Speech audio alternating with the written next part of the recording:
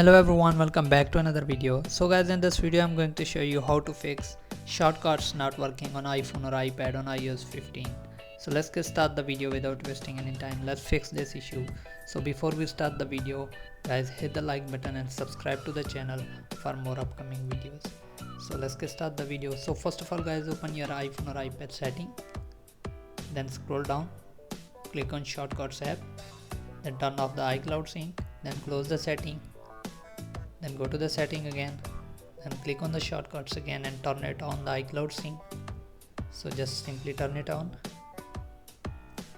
Then close the setting. Now open the shortcuts app.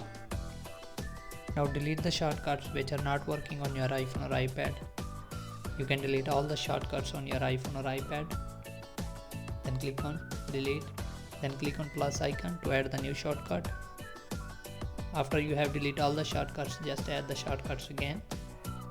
Then select the app. So let me select the app. Then click on done.